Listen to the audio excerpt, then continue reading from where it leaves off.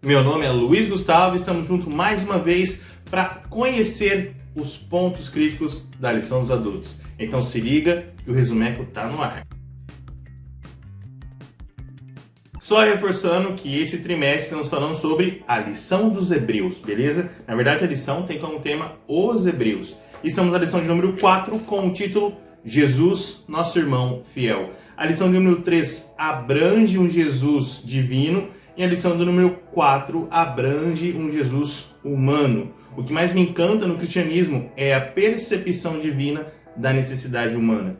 Deus não é um Deus indiferente quanto às nossas dificuldades e nossas lutas. Ao contrário, Ele é um Deus que se interessa tanto por nós que veio viver nesse mundo para saber as nossas lutas diárias. A lição tem como verso para memorizar Hebreus capítulo 2, versículo 14. Então pega sua Bíblia, abre ali em Hebreus capítulo 2, versículo 14, ou pega a tua lição, como no meu caso. Hebreus 2, 14 nos diz assim: visto, pois, que os filhos têm participação comum de carne e sangue, também Jesus igualmente participou dessas coisas, para que por sua morte destruísse aquele que tem o poder da morte, a saber, o diabo. Devemos nos lembrar que o pecado entrou no universo por causa de Satanás. Assim sendo, indiretamente, todos os nossos pecados são culpa dele, porque quem deu origem aos pecados foi Satanás.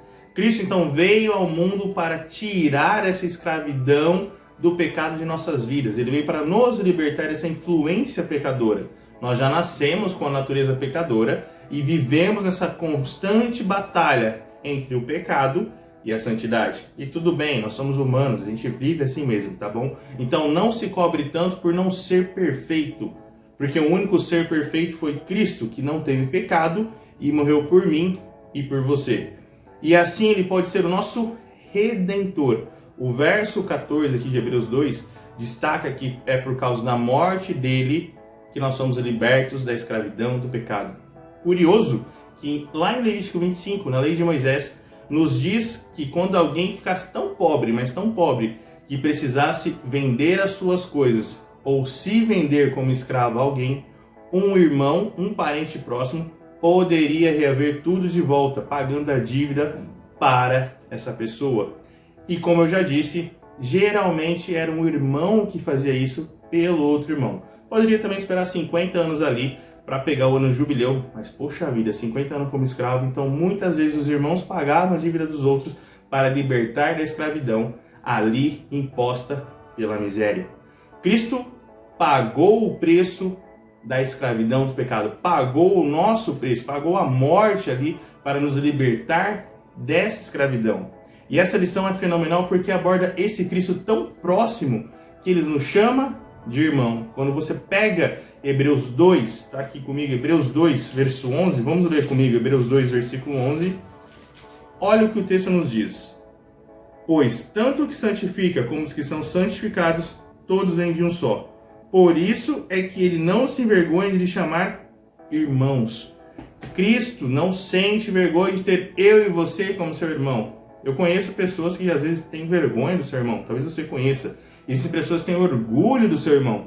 Cristo é a pessoa que sente orgulho de ser o nosso irmão. Ele sente orgulho de ter você como irmão dele. Sabe por quê? Porque ele sabe exatamente o que você sofre.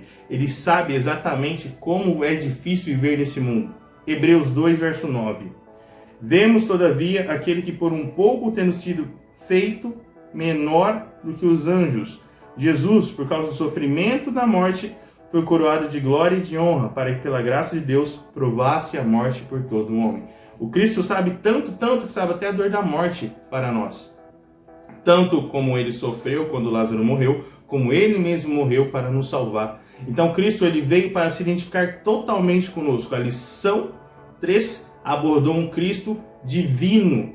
E a lição 4 complementa com Cristo humano, onde as duas naturezas vivem em conjunto para fazer o quê? Para salvar eu e você da maldição do pecado. Pega sua Bíblia também e vai de Hebreus capítulo 5. Hebreus capítulo 5, verso 8 e verso 9. Embora sendo filho, aprendeu a obediência pelas coisas que sofreu, e tendo sido aperfeiçoado, tornou-se autor da salvação eterna para todos que lhe obedecem. Cristo, apesar de ser Filho de Deus, o Rei do Universo, o Soberano, como nós vimos na lição 3, então se você não viu, tá aqui ó, lição 3, clica lá e vai ver, tá? Apesar de ele ser tudo isso, ele veio neste mundo e sofreu, ele se aperfeiçoou no sofrimento, ele veio mostrar que o sofrimento serve para nos trazer mais fé em Deus. Cristo, além de ser o nosso Salvador, é o nosso modelo de fé para as horas de angústias e aflições. Então Jesus sabe exatamente o que você está sentindo, meu querido. Jesus sabe exatamente o que você está passando, minha querida. Não perca a fé em Deus. Na verdade, nesses momentos de dificuldade, quando você olha para o sofrimento de Jesus, foi o momento que ele mais orou, que ele mais confiou na direção divina, porque ele sabia que Deus sempre preza para a salvação. A gente olha muito por aqui e o agora, mas a gente esquece do eterno. Deus sempre olha para o eterno. Eu sei que às vezes você orou por alguma coisa e não aconteceu. Eu sei que você desejou muito algo e também não veio. Mas Deus está preocupado com a sua vida eterna. A maior preocupação de Cristo é levar você para estar ao lado dele. Todo irmão que ama o seu irmão quer ficar próximo e bem um do outro. É isso que Jesus quer de nós, quer estar próximo e bem conosco. Para finalizar, Hebreus capítulo 12, do verso 1 ao verso 4. Portanto, também nós, visto que temos a rodear-nos tão grande número de testemunhas, desembaraçando-nos de todo o peso e do pecado que tenazmente nos assedia, corramos com perseverança a carreira que nos está proposta, olhando firmemente para o autor e consumador da fé, Jesus, o qual, em troca da alegria que lhe estava proposta, suportou a cruz, não fazendo caso da ignomia, e está assentado à destra do trono de Deus. Considerai, pois, atentamente aquele que suportou tamanha oposição dos pecadores contra si mesmo, para que não nos fatigueis desmanhando em vossa alma. Ou seja, quando estivermos sofrendo, devemos imitar o que Cristo imitou. Aqui Paulo destaca que Cristo deixou tudo o que tinha para sofrer por mim e por você. E não foi no sofrimento que ele abandonou o seu propósito. Por isso que ele fala que nesses momentos eu e você devemos olhar firmemente para o autor e salvador e consumador da nossa vida eterna, Cristo Jesus. Olha esse texto ali em Mensagens Escolhidas. Cristo veio à Terra tomando sobre si a humanidade e constituindo-se representante do homem para mostrar no conflito com Satanás que o homem, tal como Deus o criou, unido ao Pai e ao Filho, poderia obedecer a todo o reclamo divino. Cristo vem mostrar que é possível sim vencer as armadilhas de Satanás, é possível sim vencer o pecado, desde que sejamos firmes com Deus e com Jesus. Feche seus olhos, vamos orar. Eterno Deus e poderoso Senhor, que o Senhor abençoe cada pessoa que está assistindo esse vídeo para que seja firme em teus caminhos e que não desfaleça a sua fé. Que ela se lembre que Cristo sofreu assim como nós. Que ela se lembre que essa mensagem de um Salvador é um Salvador próximo, não é alguém distante.